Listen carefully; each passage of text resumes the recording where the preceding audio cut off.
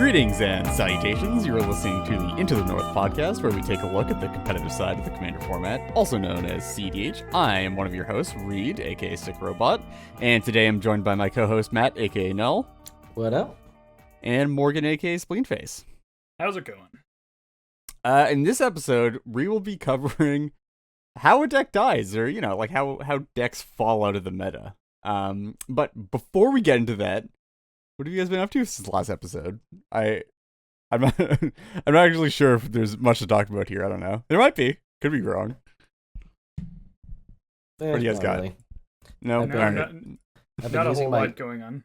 I've been using my coasters from Germany. Oh yeah, you did bring those back. Yeah, I'm sad because I only remembered like near the end to start collecting coasters. So you definitely got the better of that. Good call though. Yeah, it's pretty much as interesting as it gets since last episode. Yeah. I mean, we're just settling back into the life of Magic players and occasional content creators. Yeah. I mean, I guess we did have a lovely dinner with the Hermit Druid. That is entirely true. We had a very nice dinner and a good talk for actually a while before we got abruptly rained on. Jammed some games after that, and I gotta say, I almost won 2. Dude, there was like an entire that night started it, and there was like a few days there where I was playing a Sararak, and I was playing I had to be table police far more often than I ever should have in Mono Black. Guys, I don't have the tools to do this job. I do not. I'm just removing creatures, and somehow that's enough. But guys, I really don't have the tools for this. Yeah. I guess without further ado, let's hop into housekeeping real quick. We have 2 new patrons. First of all, we have CDH Budget Brews. Thank you. And we have Kevin S. You rock. Morgan, you literally just did the thing that you asked us to never attempt to do ever. I actually was not trying to say it at the same time as you. I just decided to say it at the same time you did. You're a 2-mana artifact that taps for mana. Amazing. Yep, certainly are. Also, yeah, just for reference, there was something, I think it was Lyndon prompted 2 people to do a countdown and then say, I think it was what you think the best Rakdos deck was at the same time. And then I went to edit it, and I was like, you guys, you're from the start of your countdown to the finish of saying Grenzo is like a second different over like a 3-second time span. Completely separate. There is no way to sync these up at all.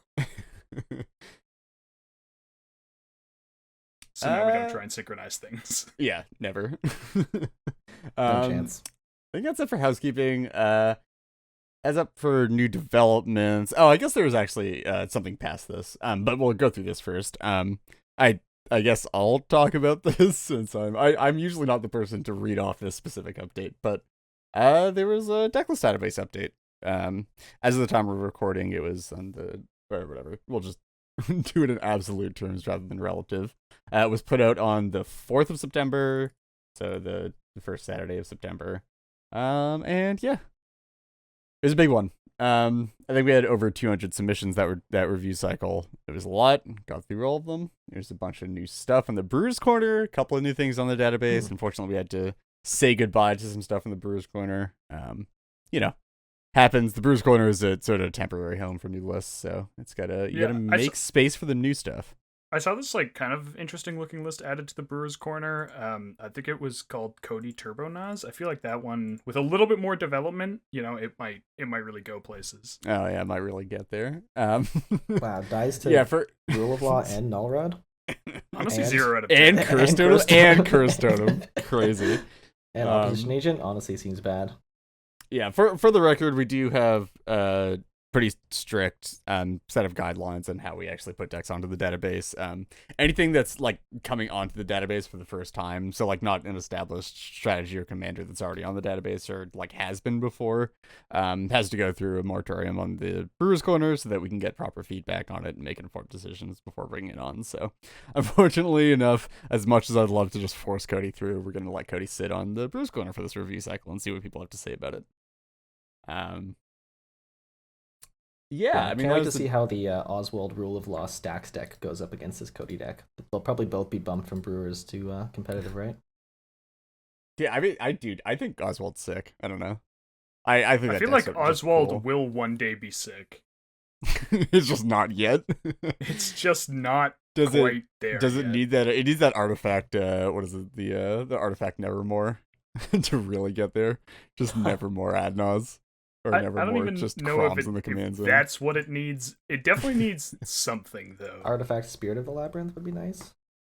That would be cool, yeah. But I also think, like, I guess it could either get, like, 3 or 4 really sick, like, hate pieces at cheap costs. Like, yeah, if there was, like, an Artifact Spirit of the Labyrinth or, like, Artifact Nevermore, or, like, just to have that toolboxy option to sort of bridge you into those higher values. Or it just needs, like, one really sweet combo enabler. Or, like, yeah, I feel like if it just had, like, if there's, like, an Artifact Drannith Magistrate, you could do, like, Ubamask Drannith Magistrate locks out of, like, only artifacts. And then also just Drannith Magistrate's a fucked up card in general. So you just do that. That'd be insane. Yeah. Yeah, I mean, or just, like, it wouldn't be crazy to have them print something that's, like, when an artifact enters the battlefield, you can untap something like that. I don't know. That sound out of the question, but I mean, it sort of does, considering like some of the busted things that would do in like any standard format where you can print that into draft and it's sort of relevant in draft. It seems like that would be. I mean, you could have it say non-token. Yeah, but still, untap a creature. Yeah. Like, I don't know. There's Mirren Spy. Like, that card was fine and is fine, and I don't know, something like that. But yeah, so I mean, honestly, just Mirren Spy, because you get Recruiter. You get at least a Recruiter in white. If there was like an artifact Mirren Spy, yeah, that'd be sick. Or a white Mirren Spy. Yeah. But yeah, so the Decklist database's update is up.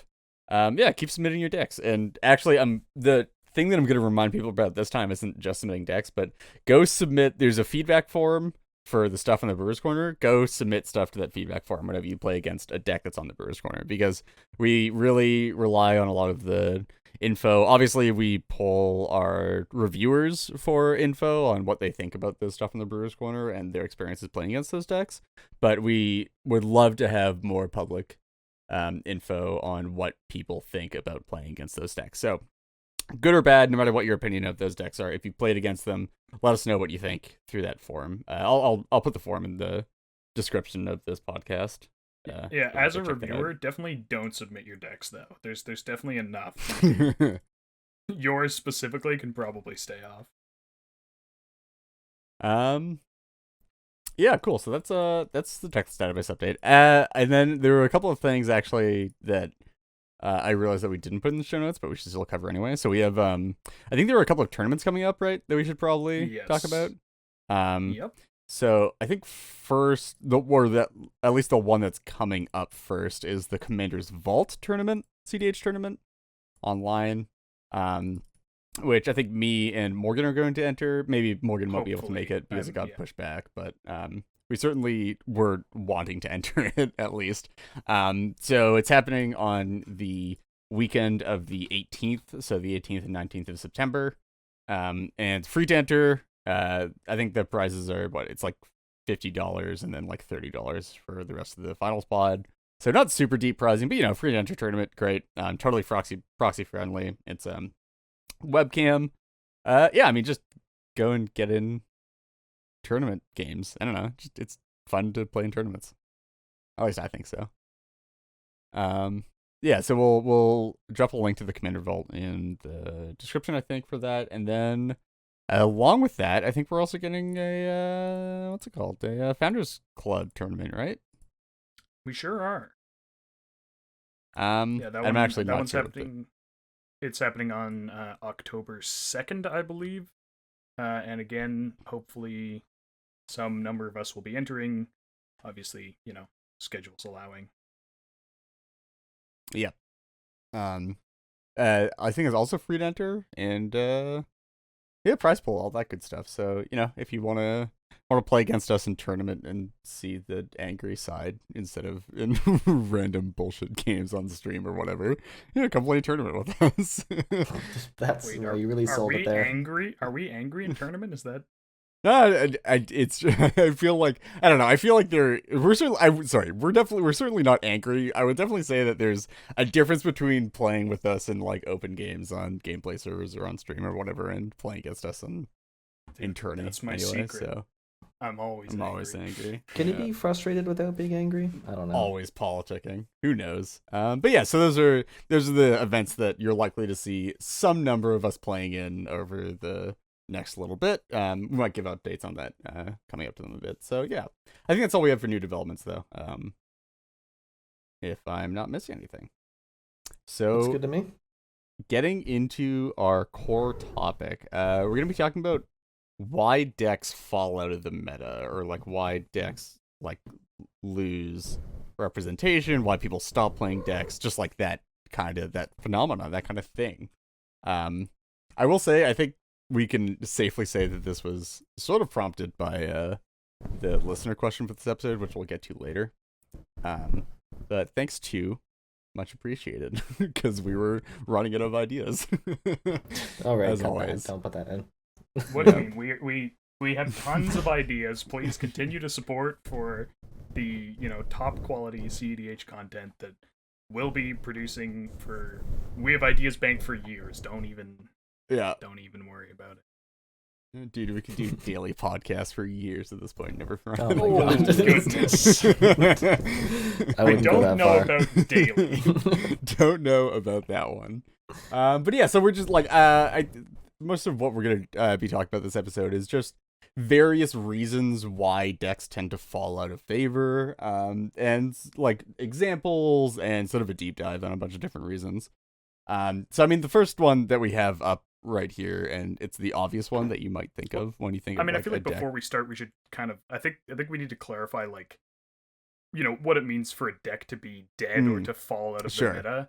Because, like, certainly there's a lot of decks that in many ways would be sort of, there's decks that are like actually dead, truly unplayable. Yeah. Fully supplanted. But there's also decks that like people just don't really play. And like I think, those are definitely like we're gonna, spend time. We're gonna talk about the ones that are sort of hard dead as opposed to soft dead. But I think, there's a lot of interesting discussion around decks that are soft dead. Agreed. Yeah. So we'll talk about, I think, just like the core reason why decks become like hard dead, put in the ground 6 feet under, no coming back. And then we'll get into sort of the soft deadness. So the first one that you would obviously think of is just getting key cards banned out of the decks. This, I would certainly say this is, or at least should be, less frequent than the other stuff that we're going to touch on here.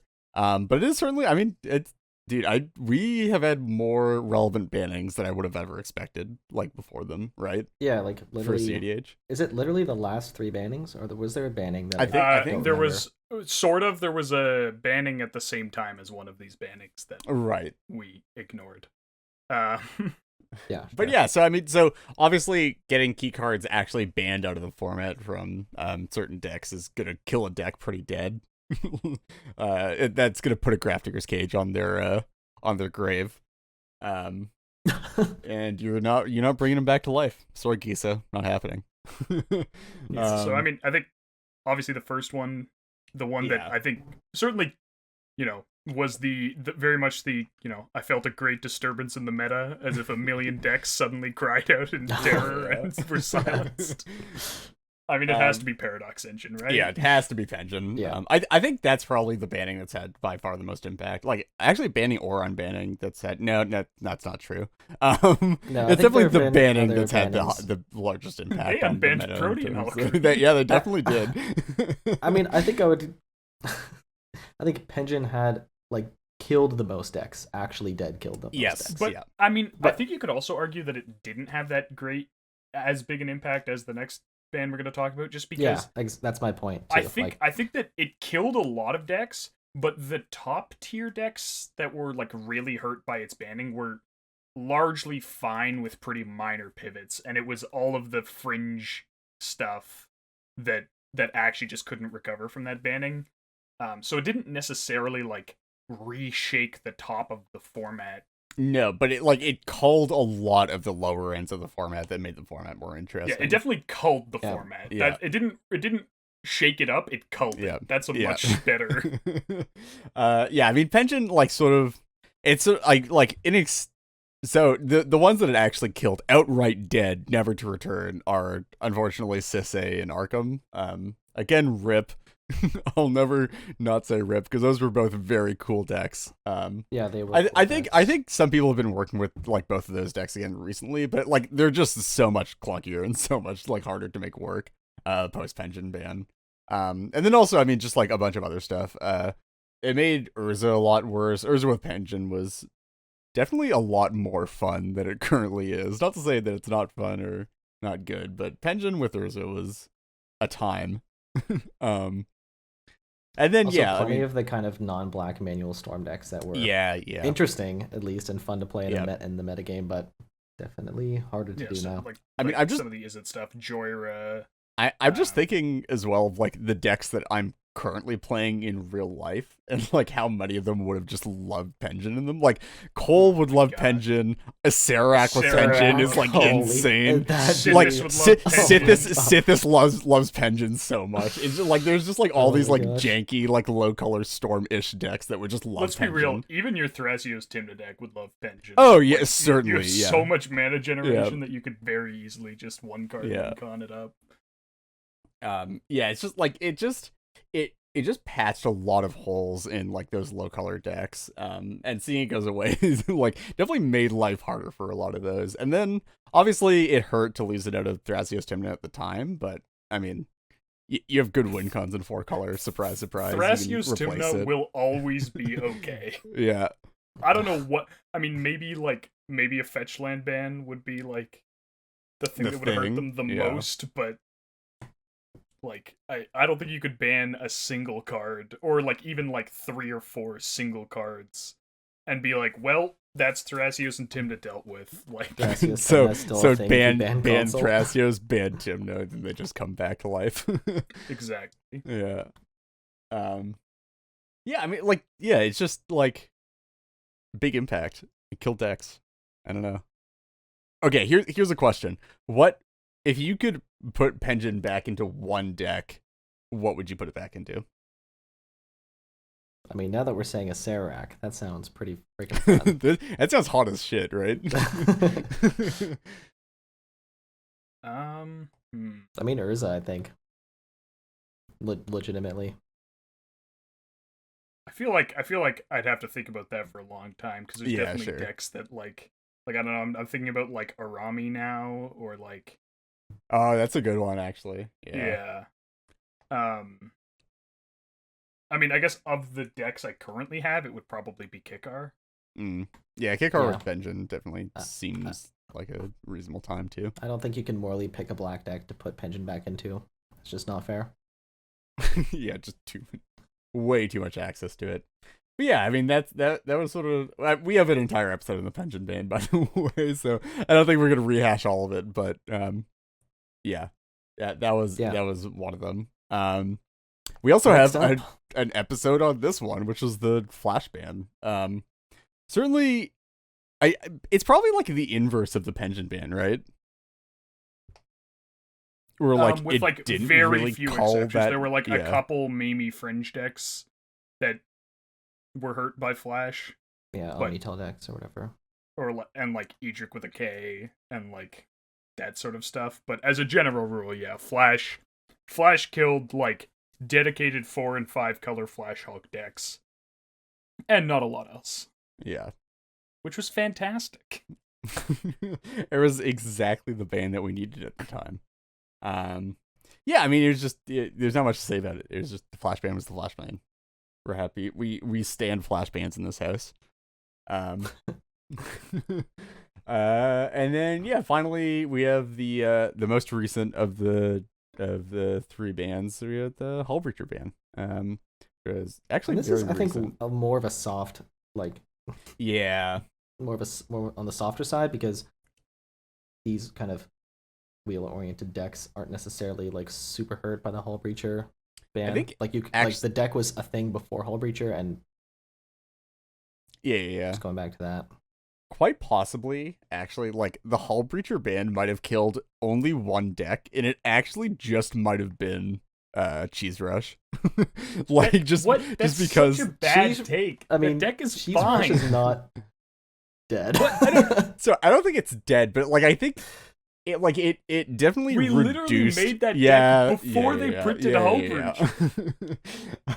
But like banning Hullbreacher basically only hurt decks that were near forming Thrasios into Hullbreacher, I feel like in a substantial fashion, because like everything was already on Hullbreacher, so the only things that it disproportionately hurt were the things that were actively tutoring for it through like other means. Counterpoint, it disproportionately benefited decks that, I don't know, had an infinite combo that won by drawing their deck. Like, I actually cannot get behind this take at all. I wasn't being serious for the record. I think Cheese Rush is actually alive and well. It was just like it disproportionately hurt that deck, I think, compared to like much of the rest of the meta. I think Hullbreacher is actually probably one of the better ones. I mean, I feel like if anything, it hurt decks that played Survival of the Fittest more than that's actually true. Anything else. Yeah.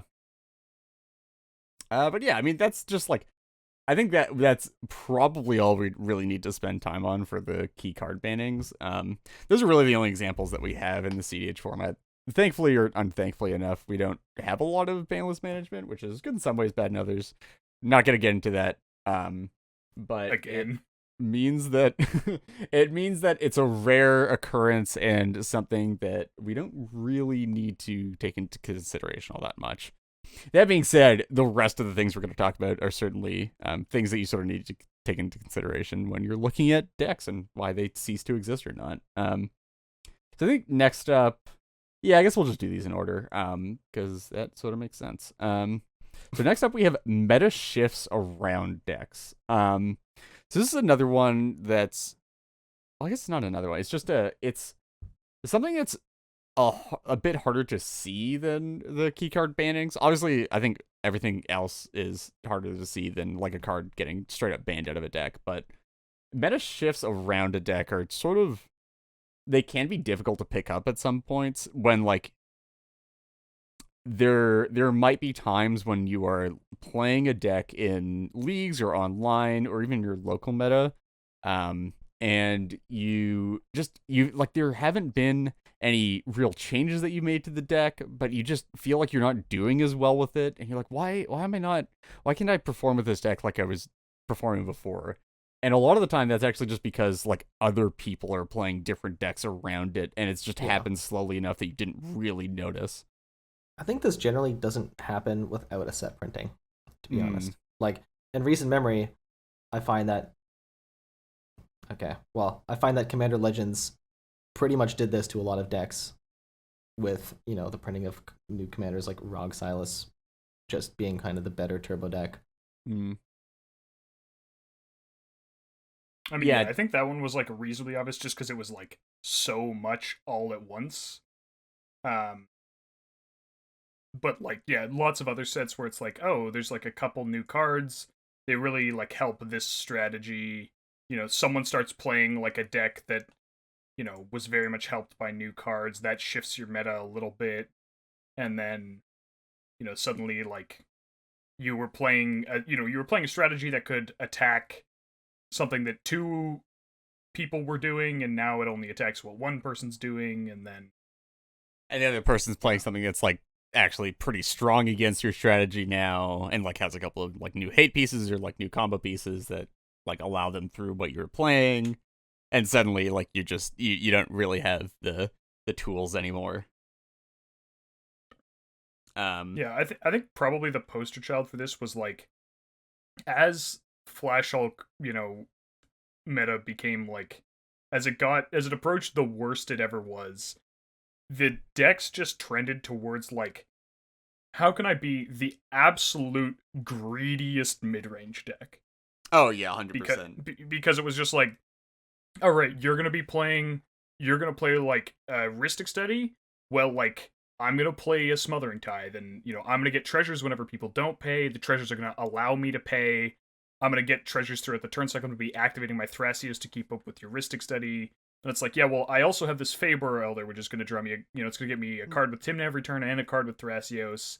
And then, yeah, well, I'm gonna play this Priest of Titania, and there's 6 elves in play, and I'm gonna play this Training Grounds, and like, and then when Flash was banned and the decks, like the new sort of boogeyman decks were like these super fast Turbo Nas decks, turns out that like tapping out for Faburrow Elder on turn 2, you often just die.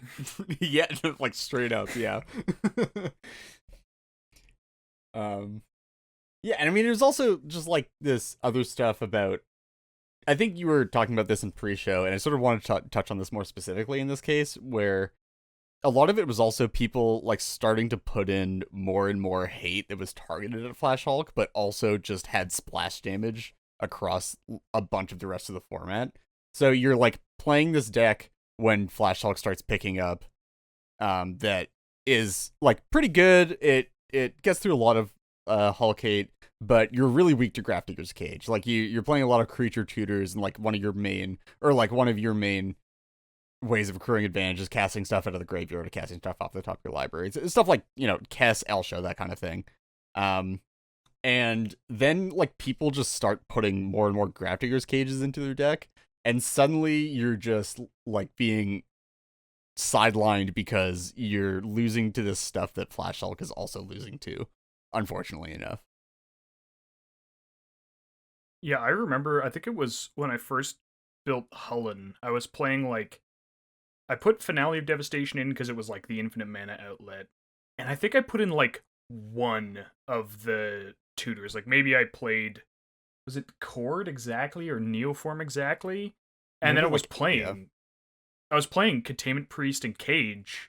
And people were like, well, wouldn't it be better if you put in like Neoform and Eldritch Evolution and like Green Suns and all of that? And I was like, I mean, it would, but like, we're just gonna die to Flash Hulk over and over again. Like, and like, I don't want to be in the position where, whoever's like, someone has like Flash Hulk hate, and I feel like I have to remove it because it's shutting down 3 or 4 cards in my hand. Like, yeah, exactly. Yeah, I'm trying to think of some particular examples in recent memory. But I guess these are like not particularly common things. I mean, it's I feel like it's less, this tends to be less of a thing in the overall online meta and more, actually, maybe it's the other way around. I don't know. I have this vision in my mind though of like the ways that this has happened in the past and even recently, where like people, like you're playing this deck as well. I feel like this happened a fair amount recently. You're playing like some deck that is pretty good, but like has issues against specifically maybe rule of laws, and then people like the turbo meta in your meta or the online meta starts getting a bit too inbred, and people start attacking it with rule of laws, and suddenly you're also being hated out. You're just like, well, this deck just like doesn't work as well as it was working before because people are more actively tutoring up hate that also just happens to hit me, or they're playing hate and have ready access to it, and now they're just using it against me whenever I try to play this deck. I Honestly, feel like, though, I can't wait for the metagame to start playing more rule of laws. It's about time, guys. it's one of those things we've always, what is it? It's rule of laws and creature removal, right? It's yeah. What was the quote that you had a quote on stream? I think I asked, I was like, how is it possible that you should put more removal in your decks has been good advice for like a year. And nobody's taken it. Yeah. So I think that like, more recent examples would also be things like lower color, more stormy decks, like maybe some of the Is It stuff. Decks that like struggle against, I mean, rule of laws, null rods, that sort of thing, but aren't nearly as good, aren't as good as something like a Grixis Turbo Nas or whatever. where like people put in Null Rod to hate on that, and then you just kind of get caught in the crossfire, and it can be really risky to try and remove.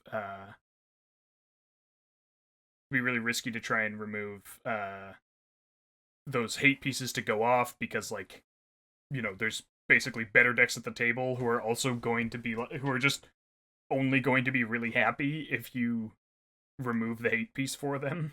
And then they stop you and just take it. Yeah, exactly. Yeah, the more we talk about this, the more this category has really just turned into your deck gets crapped on by hate that people are playing for the best decks in the format.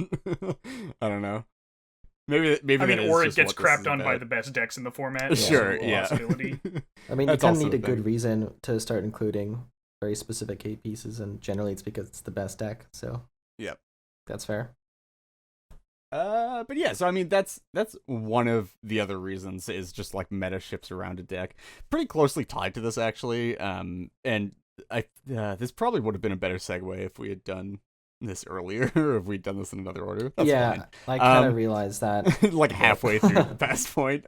Yeah. But this one is a lack of new printings versus other strategies, or the same strategy but in different color combinations. And this one is sort of the one in recent memory that's been emblematic of this, I think, is the downturn of white-based strategies versus like red-based strategies, or at least decks with white as a support color versus red as a support color recently. Nice. Where red's been getting a lot of new support and a lot of new printings, and white hasn't gotten any worse.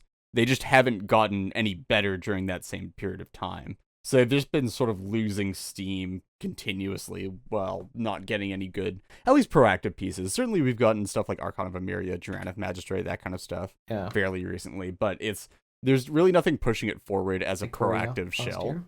Yeah. Yeah. And I mean that was kind of the reason we initially decided to make Cheese Rush, right? Was precisely that it was like, okay, people have always done this like Scepter Nas thing in Thrasios Timna, and obviously like Timna's a crazy powerful card, but it was like, okay, but Breach and Dockside also pretty good. Not bad. Who'd have guessed? I kind of want to play those.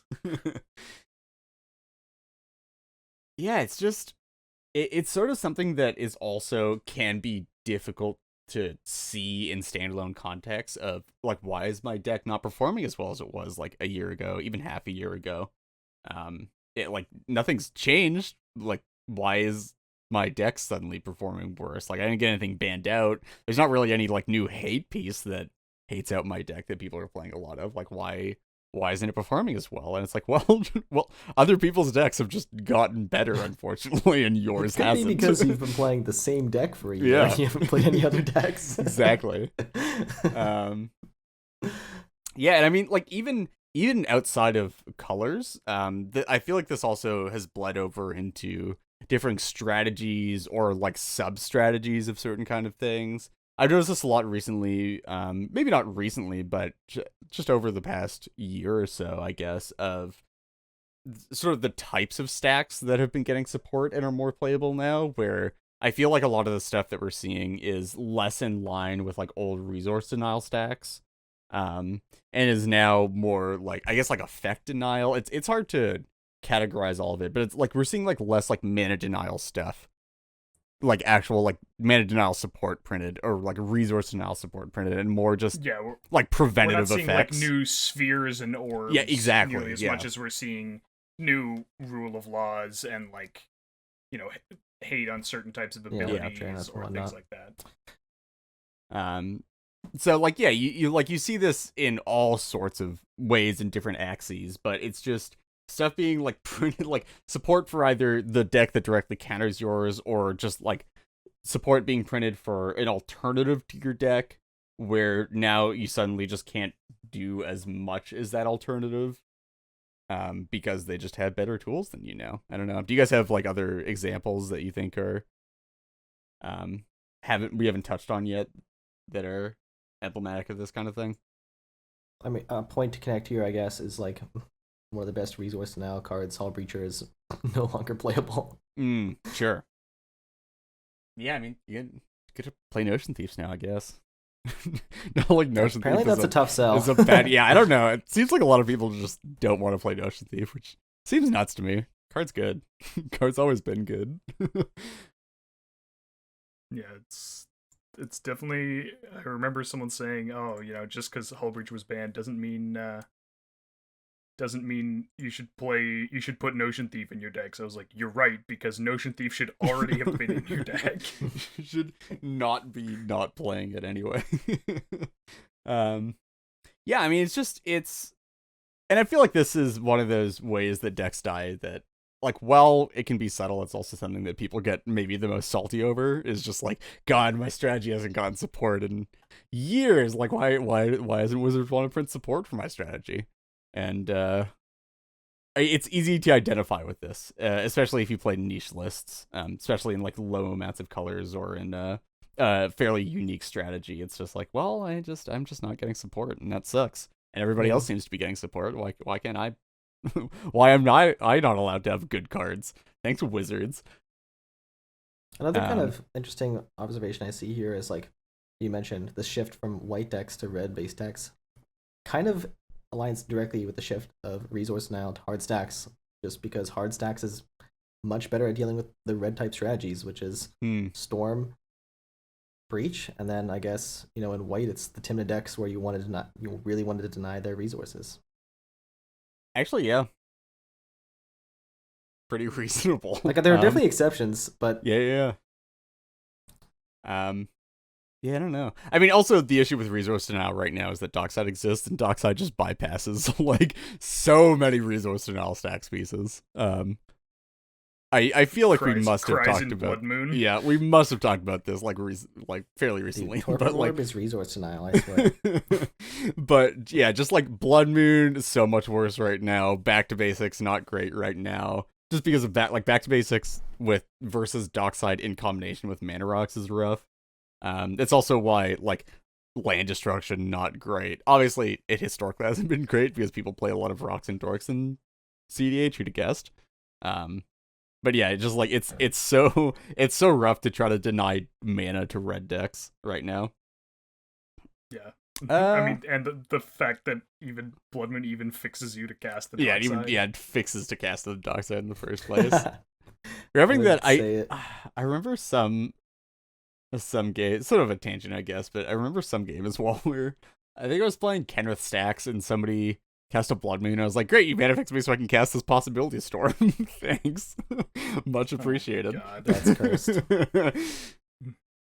Just, yeah, rough to give people red mana in the current year. It used to be that your lands tapping for red mana was a bad thing, and that's just not the case anymore. Maybe they put a color shifted to white Blood Moon. You'd be able to play Blood Moons. Oh God.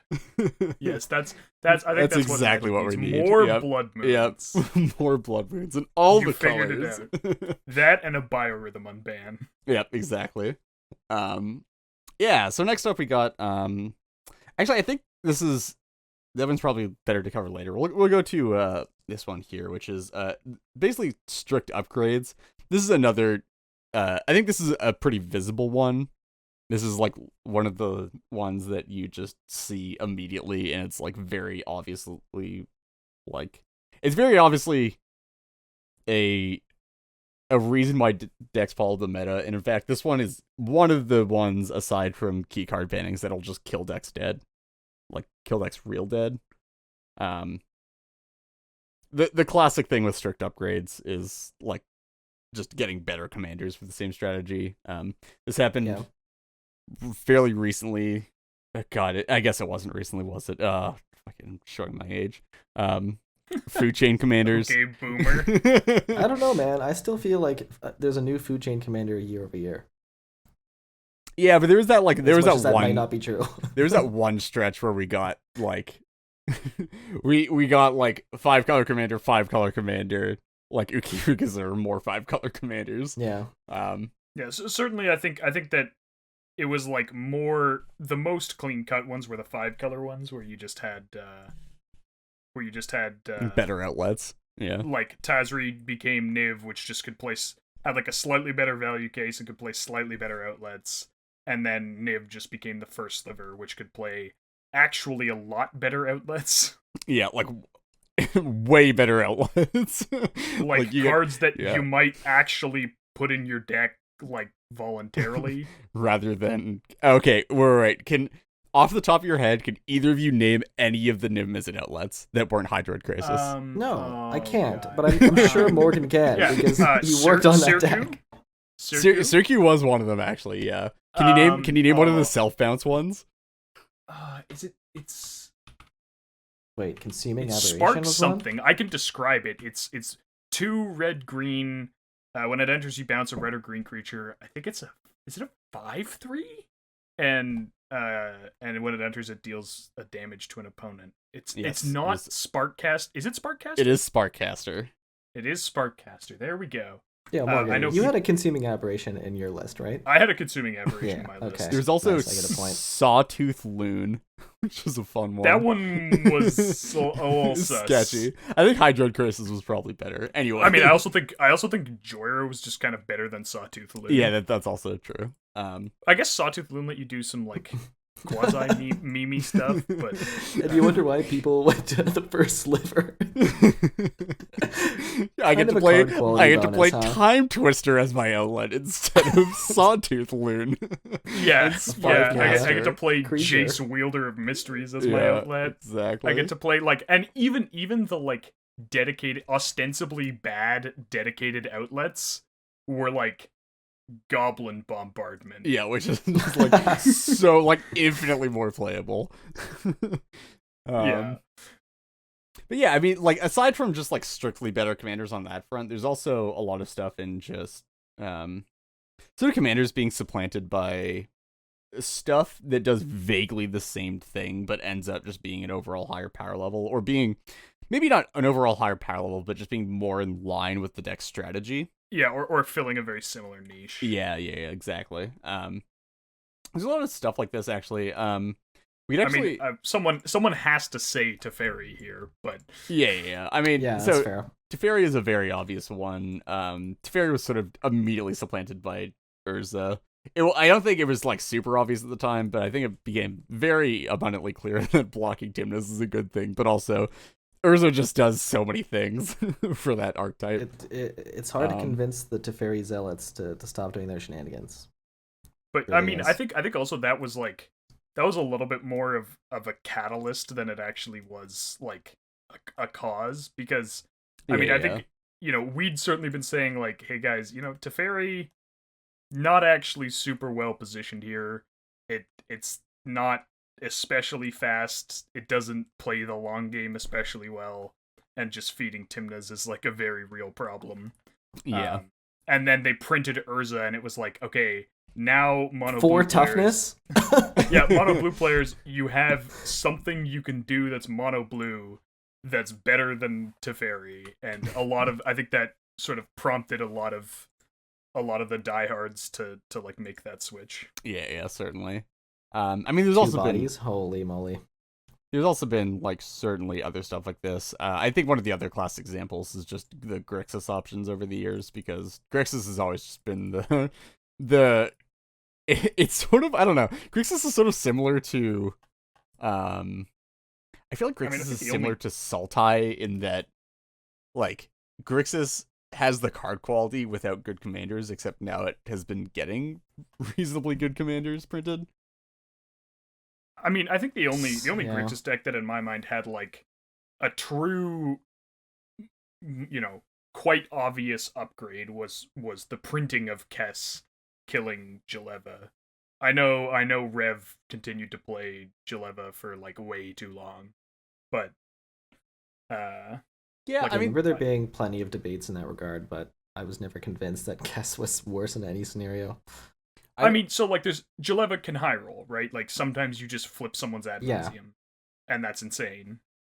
But I think there is also what I was mentioning earlier though, excuse me, about there are commanders that have been printed that aren't necessarily like strictly higher power levels or directly replace existing commanders, but certainly do more for a given strategy than existing commanders.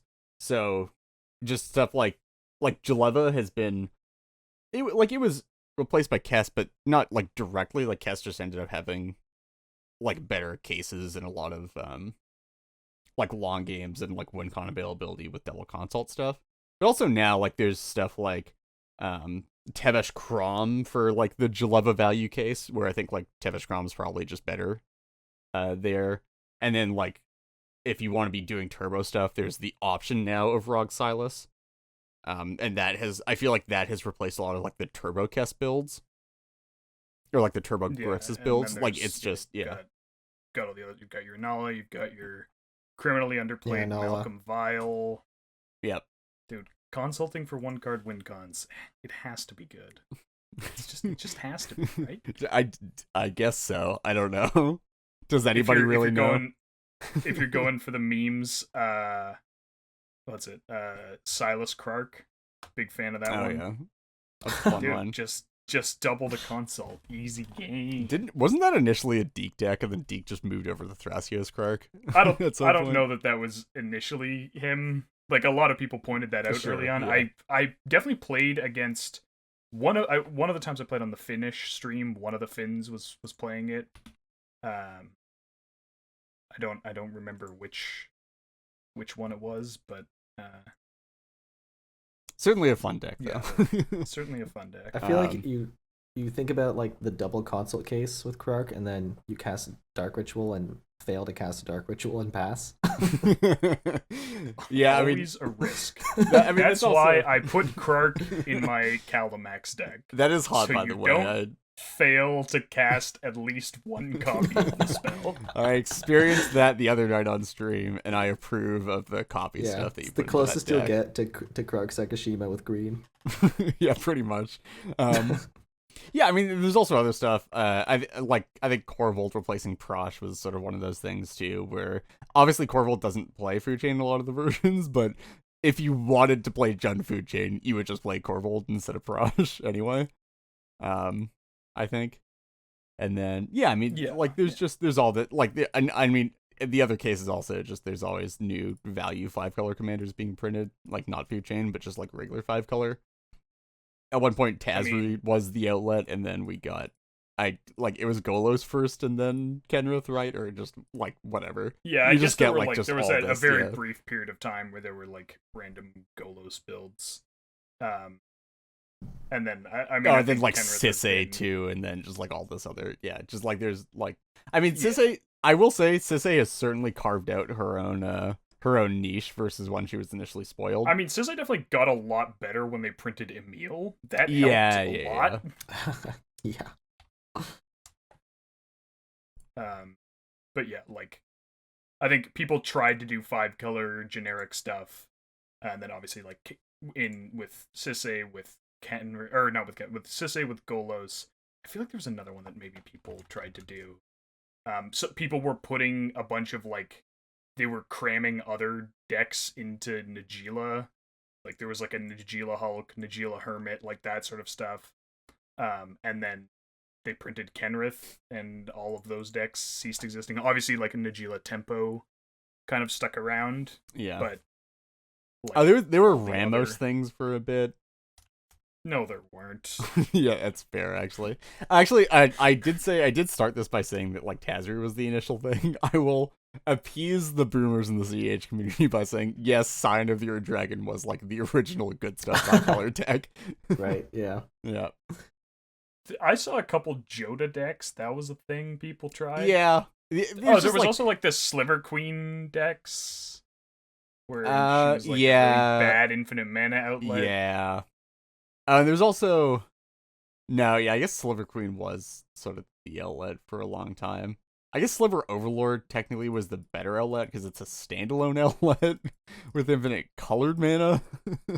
They were all replaced by Kenrith, and then Kenrith, of course, was replaced by Garth One-Eye. Yeah, that's the one, dude. Just cast a Black Lotus. How can you strictly go wrong? More Black Lotuses with Garth, so. Anyway, yeah. I mean, it's sort of hard to make real points on this, I guess, rather than just give examples, because it's sort of like it's just stuff gets replaced, you know. They print commanders that people just end up playing better than the existing commanders for that strategy or that color combination or whatever. I don't know. What's the most? Each one of these is like an individual gut check, but I'm gonna keep asking. What's the deck that you individually were like, or you specifically were the saddest to see get replaced, or like commander, I guess. Ooh. I mean, I think the fall of Kess has been kind of sad, but I don't know if it's the saddest or the least appointing. Fine. No, well, it's not about no, dude. It's not about Kess being old fine. Man yells at Cloud. It's about the fall out of favor. I guess. I don't know. That's. I mean, I was only hoping that Food Chain would get jankier than Niv, but too bad. And I mean, obviously, yeah. There's the obligatory rip Niv. Yeah, I think Niv was the saddest to see go, because there was like such an obvious upgrade over the previous one, and then Sliver was such an obvious upgrade over Niv, like less than a month after. It's exhausting. I guess I'm also like, I was kind of sad to see basically all of the blue-black decks that aren't Yuriko just like Sirku, stuff like that, or like even people who are doing Una just like Sirku. I guess Una, and then it was like, well, but you can just do Kells, and that's also a Scepter outlet. Kells and Yuriko. You could still play. You could play Scepter Consult Nas with a real outlet. Absolutely no spice whatsoever, zero flavor, just like plain white bread sandwich, unsalted butter with like a single Ophiomancer. It's just like that's the only piece of unique spice in the entire deck. Like a quarter teaspoon of mayonnaise, and that's all the flavor you get. Okay, this is kind of a cool take, but poor Kells, if she was a spice, she'd be flour. Anyway, continue. Wow, that's beautiful. This might be a cold take, but just seeing single commanders being replaced by partner commanders is not particularly appointing to me. Yeah, agreed. I'll run with that one every day of the week. Like, well, I guess I can play 9 cards instead of 8. Strict upgrade. Yeah. Yeah, the fact that like the best, like, what's the best Orzhov commander? I don't know, Timna someone. Timna something. What's the best Simic commander? Probably Thrasios something. Thrasios on his own, if you weren't allowed to trust him. At this point, fortunately enough, Kidden was printed, so we do have like a sort of busted like blue-green commander for once, but yeah. I guess. Actually, would you rather this is all gonna be, it's just the all gut checks episode, surprise.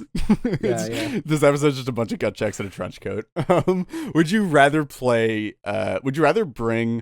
like just solo Thrasios no partner, or Vanifar to a tournament to like win, not to have fun playing? Oh, Vanifar, that one's too easy. I have a better one.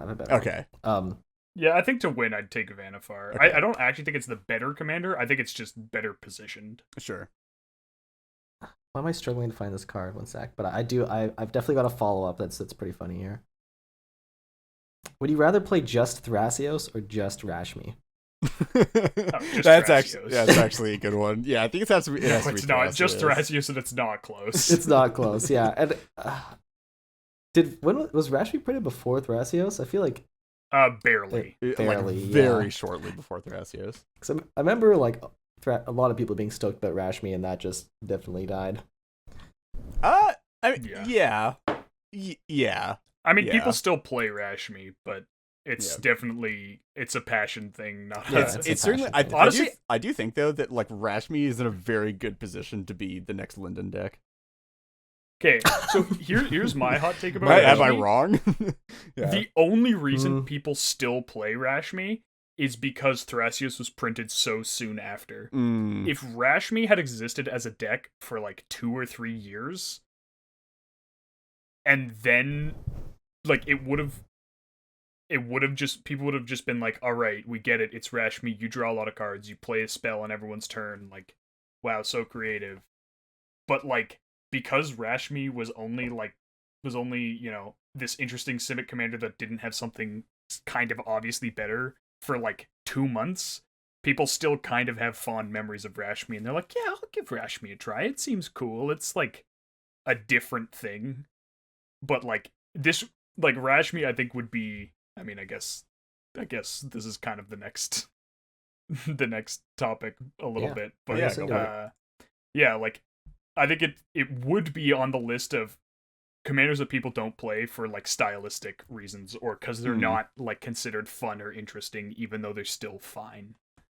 Which does bring us into the next topic, which is people stopping playing decks for stylistic reasons. That the one that he just said.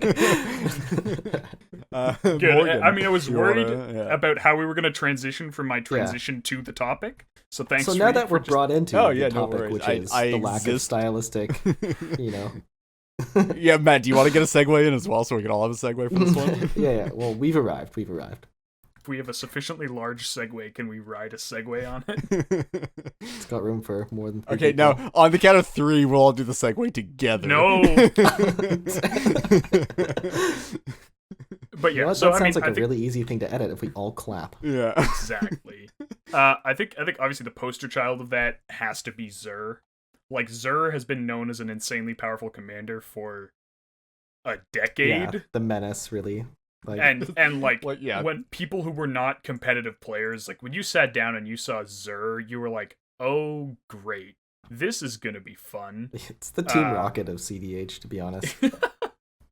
and so like now I mean it's still quite possibly, I think you could make a very compelling argument that it's still the best Esper commander. And I don't think you could make an argument that it's cleanly outclassed by any of the other options. Oh, certainly. I don't think you could ever make the case that Zur would be strictly outclassed by anything. I don't think there's a chance in hell they'll ever print anything that like actually just supplants Zur.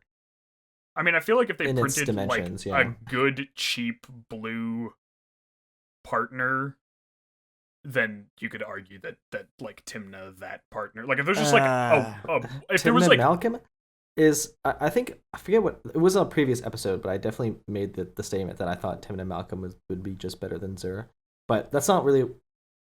I thought what you meant by like being strictly better is like there's not going to just be an enchantment oriented like commander that's going to beat Zur. And I mean, I think it's also fair to argue that like tutoring Necropotence to the battlefield for 0 mana and not casting it is an effect that's good enough that no matter how sick your Tymna and Tymna enabler partner are, it's not like even, that was the point that I was trying to make. Better. Yeah, is like you can't. Yeah. I don't think you're ever getting something that's like actually just strictly better than Zur. I think I certainly think Tymna, like even like Tymna Sakashima or like Tymna Malcolm is certainly like functionally better than Zur at this point, just because.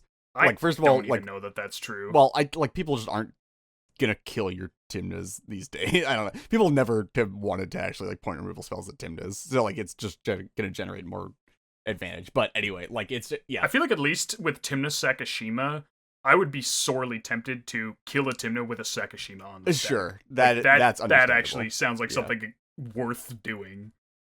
Like, when it's Tymna Thrasios, you're like, A, they still have Thrasios, B, I guess they'll just recast Tymna when they have the mana, that's fine. But when you get to blank both of their commanders, that actually sounds much more reasonable. Yeah. Zur is just another card that's so easily dealt with common cards. Like, really common cards. I accidentally this Gilded Drake. Or whoops, most and like stacks pieces that you currently see, or just like most stacks pieces. I mean, off agent at this point, I which kind of makes me think that when you have these like cheap partner commanders that are hard to justify countering, like Tymna and Malcolm, that you'll just often do better.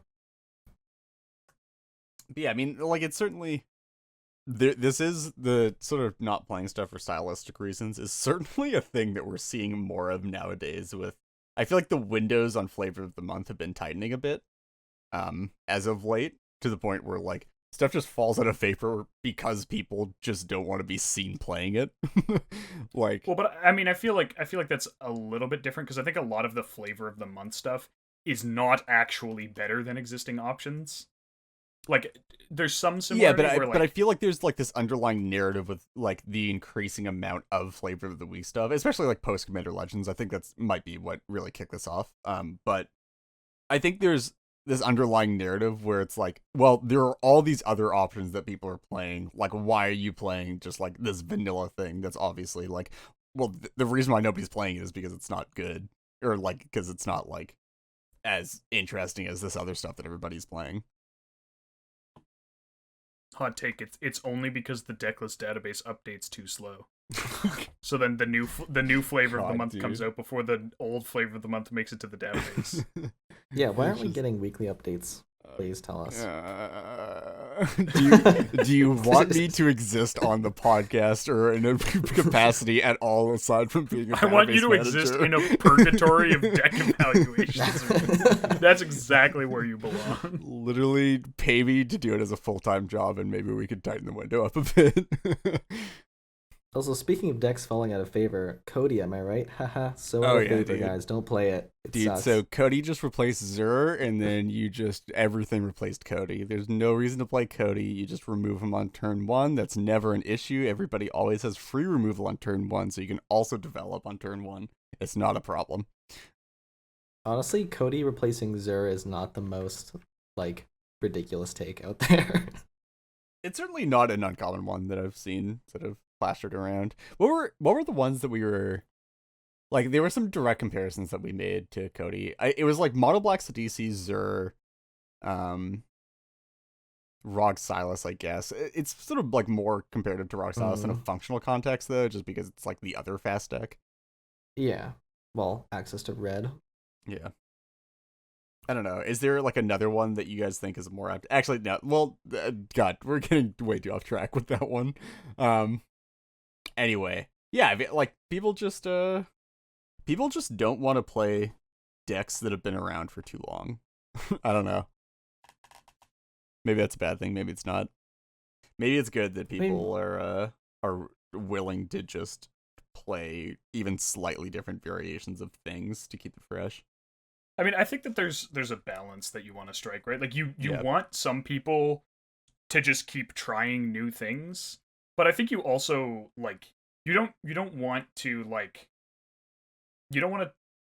have a situation where if something doesn't isn't spectacular in the first 2 months or whatever until the next standard set comes out, you just like drop it like a sack of potatoes and just move on to the next thing. Like I think that it's certainly possible to swing too far the other way. There's interesting space in, I think, commanders that are more than 3 and less than 9 months old that is probably not being explored as much as maybe it should be, or even just in older commanders. Yep. But like it's certainly a tricky balance to strike between, okay, where do we draw the line on like I'm just gonna keep playing this same deck forever and ever and ever and and like I'm not gonna try new things even though I think it might actually be good or whatever. Like I'm just gonna stick with what I know. It's a developed deck.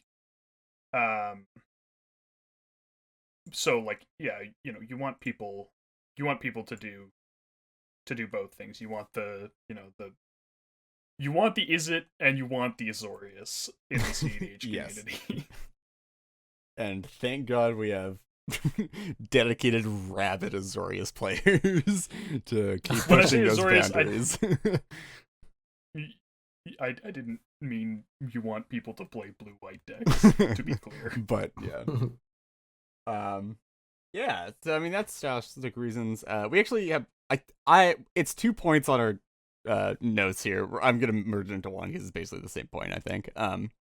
Which is basically that like it's the decks that like unjustly fall out of the meta, or like even more so than stylistic reasons, just like not like just don't just sort of die without a reason. This is where Cass, I think, is the best yeah, example. Truly, yeah.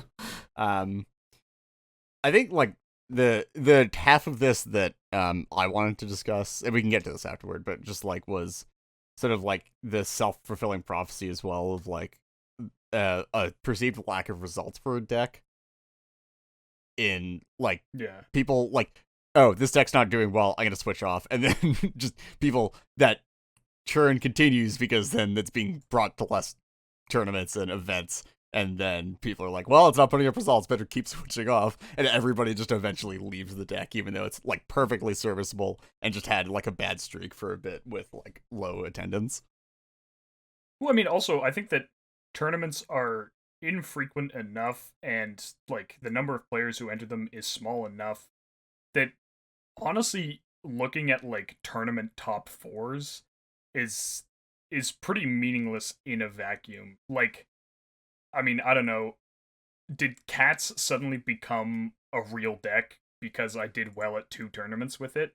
Like, was it a real deck after just one, or like was it the second one that made it a real deck, or like is it still not a real deck because no one besides me has put up a deck, any a CDH moderately deck. impressive results with it? Like a CDH deck is only a real deck in the week after it wins the tournament. Otherwise, it's not a real CDH deck. So Cody, not even a deck anymore. Everyone knows that Winota is the only true CDH deck. Nice. Didn't want to say it, so thanks. And then, whatever wins on next weekend. Or thank the weekend goodness after next. Anyway, but yeah. Yeah. I guess next weekend by the time it's released. Anyway. God. And it's also hard to track results. Or maybe the expectations are really high with like MTG Goldfish and like Magic like Magic Online events just like producing way more data, and so unless you're like jumping right into CDH directly, like you could have this perceived like I don't know. All right, so where's the data? Where's the MTG Goldfish for CDH? It's just never gonna happen because maybe it will, but at least I think that the results given how long games take, it's like it is never gonna happen. Right, like a standard or modern GP was a 2-day, 15-round event with a cut to a top 8, which represented 3 more rounds. Which is, for those who are counting or maybe not so sturdy on the counting, that's 18 rounds in 2 days. I think the most we've seen at any CEDH tournament is 7. I guess technically that's like. Marchesa with fluid rounds was the ones with the fluid rounds have had people who have played like 8 or 9 rounds, but like oh my god, lots of people didn't. Lots of people played like 6. Well, it's also because with the same amount of players in the player base, both because games take longer, but also because there are 4 people involved per games, you just generate less games. Like per same size of player base. Yeah, also those rounds are best of 3s in standard, and you get a much cleaner like matchup spread because you have like if you were trying to find data on 8 different decks, that's that's 28 matchups, which is a lot. But if you're trying to find matchups on 8 decks in CEDH, that's never do math while you're recording, but it's a lot more. It'll take me a couple seconds. Do math when you have an editor who's willing to edit out. Yeah, exactly. Yeah. Exactly. And I'm clearly not willing to do the that. The editor doesn't want to edit their own math. Yeah, I mean, it's like it's this like weird like internal bias thing that you never get rid of, paired with just the complete lack of substantive data that we'll never have access to, that just generates this kind of stuff, I think. And also just there's like, so there's the self-fulfilling prophecy of like perceived lack of results leads to fewer people playing the deck, leads to fewer results with it. But also, and I think this was Matt's point, is there's also like the negative feedback loop of just people bleeding off of a deck naturally, or just like big players playing less of a deck means like people play less of it, means people play less of it, means people play less of it. Which is sort of what happened to Kess. Which I don't know if you fully made your point on that, Matt. No, I think that's definitely, you add to it, which is nice. Yeah. Cool. So yeah, I mean that was our main topic. Why decks fall out of the meta. Yeah. If you have any big ones that we missed, obviously, get that engagement up. Comment on YouTube. Come to the Discord. Yell at us. All publicity is good publicity, is what they say in the biz. Oh god. Yeah. So yeah, that's why decks die. Next up, or well, I guess I'll give you guys a chance to talk, like conclusions here, I guess. But I think we covered stuff pretty well. Yeah, I guess what I would say is not so much like a conclusion on why decks die, but maybe it's a bit of an exhortation to, if you don't see an obvious reason why a deck died, like a ban or a clear and obvious upgrade, maybe put a little bit of work in it. See, if we update this with the new cards, if we tech it for the new meta, like, is this in fact still just a serviceable deck? Because I think a lot of the time the answer will honestly be, it definitely is. Good stuff. That wraps up the main topic. Next up, we have everybody's favorite segment, Gut Check. Good check.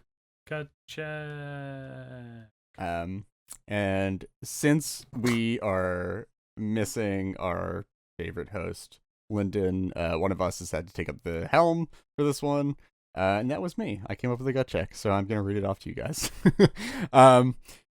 Nice. So, and I made this one incredibly pollable so that everybody listening can go into the Discord right now and vote on this, and it can be super easy. But I've got Notepad up. The question is, if you were going to a tournament right now and couldn't bring any deck that you'd already played at like any tournament, what deck would you bring right now? Couldn't bring a deck. Well, thankfully I have tons of options. You have played 2 decks. I'd probably bring Cody, to be honest. That sounds, a little reasonable. Sounds reasonable. You think that you could still get in the? You think the Cody window is still open? Yeah. Interesting. Definitely. Morgan, what do you got? That I haven't played. Yeah. That severely limits my options. It does, which is why I added that rider, because this is less of a gut check if I'm just asking everybody's tournament decks. Yeah, no Zerda companion. Okay, you can't bring that. Darn. Oh boy. I keep thinking of things and I'm like, no, I played that in a tournament. Can't do that one. Can't do that one. Can't do that one. I'm trying to remember if I've taken Inala. I think I have. I guess I could take. There's nothing left. It's all gone. Just nothing exists anymore. There's nothing in enough colors. I guess I'd probably take Najila. That is a very. Or if Kenrith, if some other version of Kenrith was available. Cheese a Kenrith brew that's different enough from one I've already played. Just do that. One of those. Yeah, makes sense. Did you just want me to say food chain sliver? Is that? Dude, maybe. I think I would actually, at this point, if I had to bring something that I hadn't played yet and is like significantly different from things that I've recently played, I think I'd actually probably bring a Hulk brew. I think it's a pretty graveyard is reasonable super time free. to, The bring one of graveyard those. is free for some reason. for some ungodly reason. I think it would either have to be the Incredible Hulk, the Kenrith Stacks Hulk, or I actually might bring Minsk. I think Minsk is actually, I think it's shaped up to be a fairly reasonable deck, especially to attack Rule of Law decks. You have a lot of tutors for your one card win con, and your one card win con is really hard to counter. Except with Noxious Revival. Unfortunate. Anyway, that was the gut check. Again, you can go vote on which one you think you would bring in the Discord. We put up the polls usually for these. Don't blame me if it's not up immediately after the thing, but go do that, and then go listen to all of our other episodes and vote on the other ones that we have up there. Next up, we have our final segment of the show. We're talking about listener questions. And we actually have a Patreon listener question here from the one, the only Two-Hand Touch. I'd say this probably inspired this show to happen, but we wanted to answer this one anyway, I think. So Two-Hand Touch asks, was there no food chain in the Tier 1 con tournament? Listen to the recap episode and no mention of that deck. Is it obsolete in today's tournament meta? So I think 2 got an answer about the Tier 1 con. I believe, correct me if I'm wrong, there was one Sliver player at Tier 1 con. There was at least I think it one. was, yeah. Okay. And I think there was also a Nukima and Kazur player. Okay. So there were That sounds there were 2. right. Sounds about right. But obviously I don't think we saw them in top 16, unfortunately. And I think he's just wondering where the food chain go. What happened? Oh, right. Meraxes was playing Food Chain. Oh, he was, yes. I believe so. Yeah. So he won the 4th online Tier 1 con. Playing Food Chain for Sliver. Did he make top 16? I don't think he did. I think he was like... did he miss on Breakers? Oh, wait, I don't remember. Anyway. Maybe he did, because he he might have. He had the buy. Yeah. So this is weird, because this is sort of a question that we've been talking about and asking ourselves for like probably the better part of a year at this point, right? I'm just he did make top 16. Just okay, great, awesome. Well, so there was one in top 16. Good job, Meraxis. Good job, Food Chain. But yeah, like even during like NSL season 1, right? Food Chain we were talking famously about this? went, was it 0-12 or something? Yeah, something like that. And it's just like I feel like we've just seen a gradual bleed of Food Chain as a strategy over the past like year or so. I don't know. Yeah, I don't know. Morgan, you probably played the most Food Chain out of, in fact, I can actually you've definitely played the most Food Chain out of anybody else on this podcast. So I mean, I don't think it's obsolete. I think like at its floor, you're playing like a 5-colored Turbonaut deck, and you're trading the utility of your commander for a win con that's like decently resilient. I mean, primarily the thing that's resilient to is Null Rod. And that type of effect. It's obviously not resilient to Rule of Laws, which is an issue. Which is an issue. And like the fact that Ristic Study is like a hard stack space, yeah.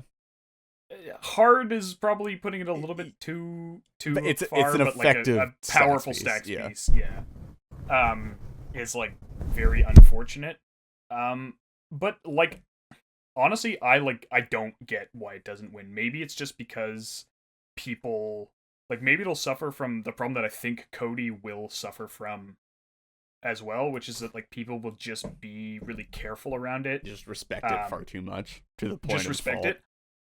Yeah, I also think that like it's a deck that will struggle to perform well in tournaments because you have to do so well to like if you enter a big tournament, and it's 4 or 5 rounds and you're trying to top if you're trying to top 16, for example, if you think about something like, we'll look at Tier 1 con.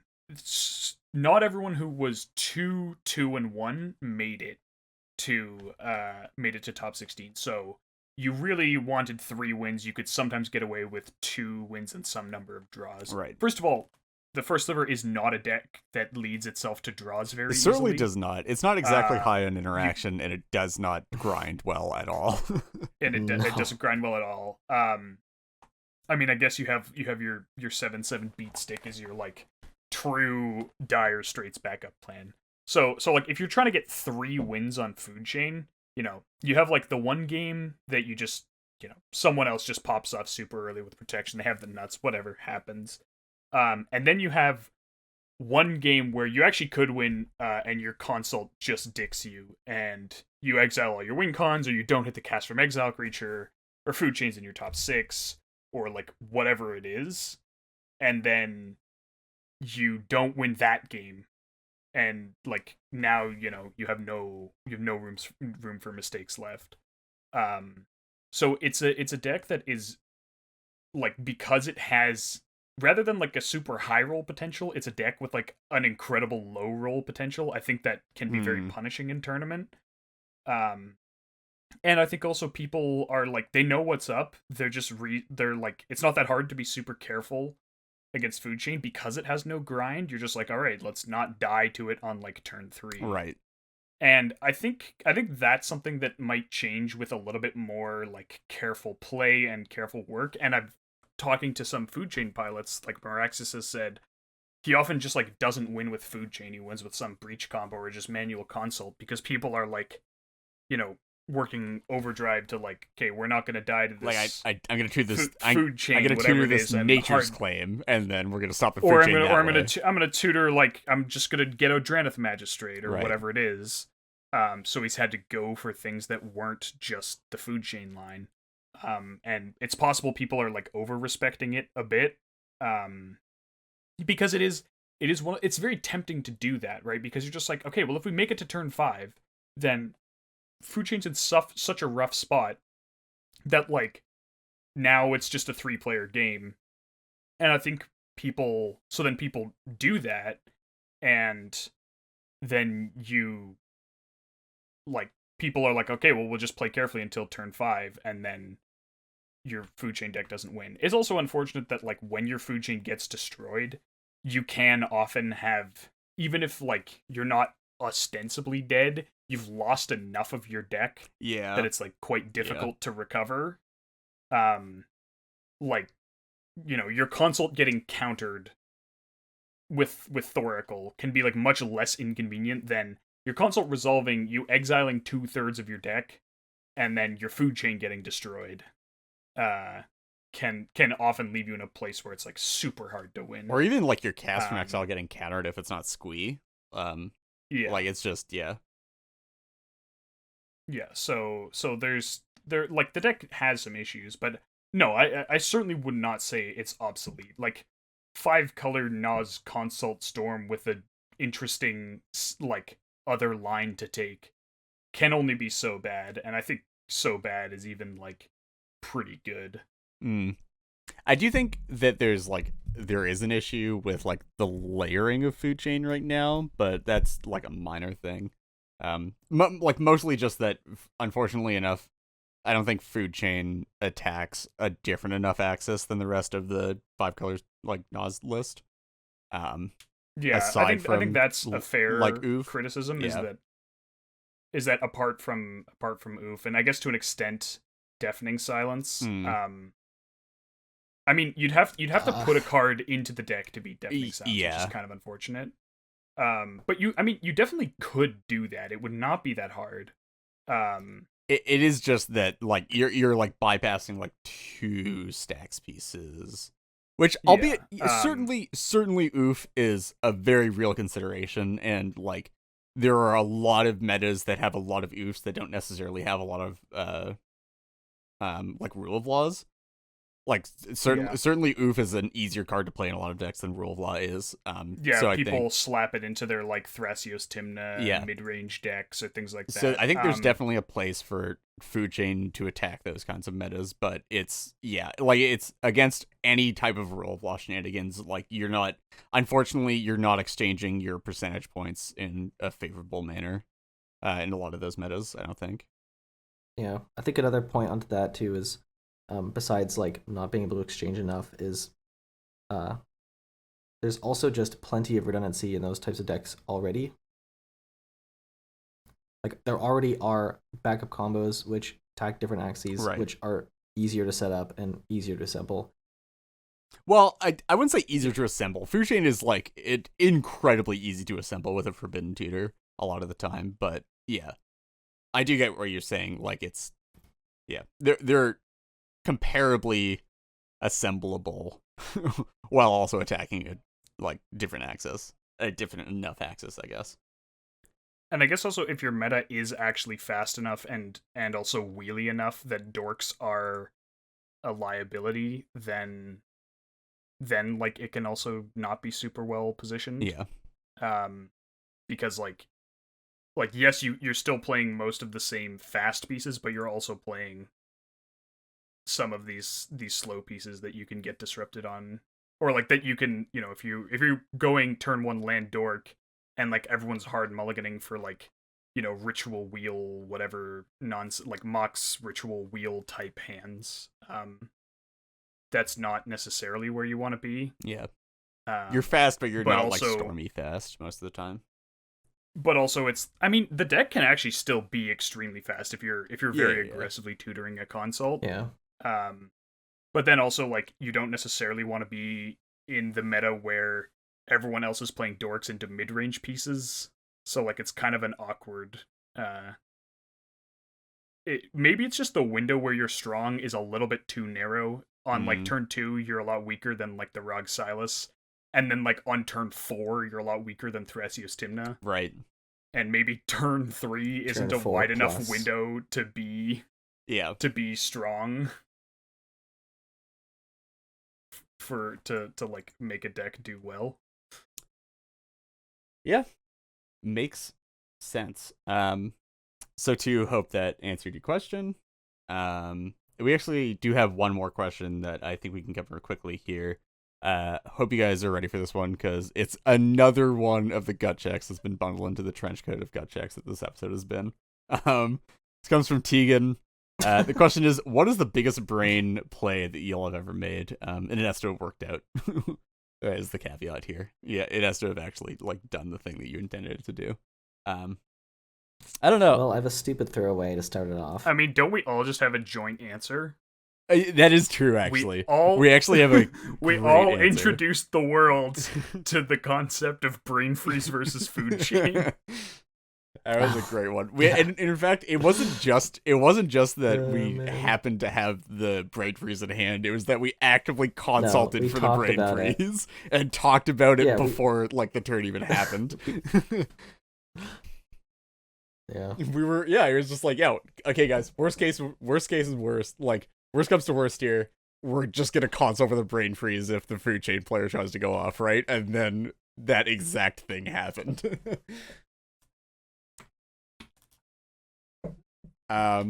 Yeah, I don't know. Matt, do you have an actual other one that you would want to discuss? I mean, I kind of have a joke one again, but this wasn't in command. This wasn't in CDH. This was actually in Modern. But the big brain play is, as long as you have enough confidence, you can condescend to counter spells. Oh, actually, as long as you really put the face on. I've certainly, I think I've done that once before, and it was a Pauper with a spell pierce against somebody with 2 mana up. It's just spell pierce bolt. Condescend for 0. Yeah. For 0, yeah. Oh my god, actually, yeah, that's incredible. Genuine 0, yeah. What was it? You like just wanted to scry or something? No, I was gonna lose the game. Oh, okay. I thought it was just like you wanted the scry and your opponent just fell. No, for what's it, the deck? Actually, that's hilarious. What's the Valakut deck? I just can't remember the name. Scapeshift? For some reason. Scapeshift. Yeah, I just outright countered a Scapeshift. And they had no mana up, and I just condescend for 0. And that ultimately resulted in me having another turn, which is relevant enough to win the game. Oh, what a play. Yeah. Morgan, do you have anything? It's like the smallest big brain play. But it's still the biggest fantastic. Small brain play. Yeah. Sorry. Yeah. I mean, honestly, I think my answer might have been, I mean, I screwed it up by getting a little bit. the play worked out. It said the caveat was the play had to work out. The play worked out.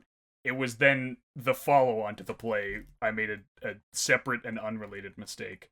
Was when I was playing on Team Turn 3 against Phoenix's Prosper deck, and I put out I had a Douthie Voidwalker out, and he necroed and had to be like super careful with his necro discards to not give me, just the win. Game winning. But he gave me a bonus round, and so then I tutored Shallow Grave, so then I cast bonus rounds and then double Shallow Grave for 2 hasty Douthie Voidwalkers, and then cast Burning Inquiry to like make him discard his sculpted necro hand. Yeah. And then I wound up making a mistake because I played into a deflecting swat when I had no need to play into deflecting swat. I could have just made mana and cast the spell I wanted to cast rather than trying to reanimate something. But yeah, just Douthie bonus round Shallow Grave. That was one of the most impressive things I'd ever seen. Especially because there was a lot of that turn where you were maintaining like a second Douthie in play while cracking the other one, so that when you cast the thing out of Douthie Exile and then put it back into Douthie Exile to cast with the next Douthie. Yeah, I was cracking. Yeah. I was cracking Phoenix's Douthie Voidwalker with my Douthie Voidwalker out. Yeah, to like go get the I think you didn't you cast the Burning Inquiry multiple times? Like you cast the same Burning Inquiry multiple times? Well, it was bonus rounded at least. Yeah, but I'm pretty sure like you cast it, got it bonus rounded, and then cast it again because it had gone back into Douthie Exile. It was a very impressive and dumb storm turn. It was a lot of fun. Yeah, I don't know. I don't know. I think I don't know. My big brain plays are, I feel like in CDH specifically, there are a lot of just like politicking that don't really sound impressive. Maybe the one is when I won a tournament by, there was a memory jar out and I had a flash in hand. I could be misremembering this. Anyway, I think I baited out an activation with the flash to then draw into the thing that I needed to cast to win the game, if I'm not misremembering. Oh, actually, that's another good answer for me was someone had Breacher Wheel on the stack, and basically I went like, I think our chances are better here if they don't, if they don't have a hand after this turn, like if they can't win, it was Rog Silas, so it was like if they can't win this turn, so I cracked a memory jar after they Breacher Wheeled. Oh, amazing. And so then they wound up discarding, or I guess it was with the Breacher Wheel on the stack. Yeah. So then they wound up discarding their hand at end of turn, and even though they had 1,000,000 treasures, they just like didn't draw the payoff, and we were actually able to fight our way back into the game. Amazing. Cool. So those were listener questions. Again, as always, you can hop onto the Discord, drop a listener question, and we'll try to get around to it. If you're a patron on our Patreon, at the, I believe, Mouth of Ronan level, could be wrong. Correct me if I'm wrong. I think that's right. Is it listener? Is it Snow Covered Basics? I'm pretty sure it's Mouth of Ronan. Okay.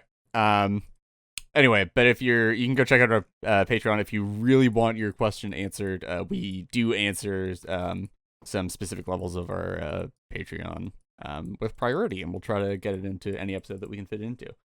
So go check that out. But that about wraps it up for this episode. If you'd like to reach out to us with any questions, comments, or concerns, you can contact us on Twitter at Into the North Pod, via our email at intothenorthpodcast@gmail.com, or on our Discord server, the invite link for which can be found in the description for this episode. And extra special thanks to all of our patrons who help cover the expenses for our show and allow us to work toward improving the quality of the podcast. If you too would like to become a patron, we're at patreon.com/intothenorthpodcast. Another way you can support us is via our TCG Player affiliate link. Anytime you want to purchase something from TCG Player, if you use our affiliate link, which is in the podcast and YouTube description, a portion of your purchase goes towards supporting the podcast. Thank you as always to the band Vox Cadre for our lovely podcast music, to Nate Slubber for our equally lovely podcast logo, and to our video editor, Matthew Cat. Next episode is out in 2 weeks. Until then, see ya.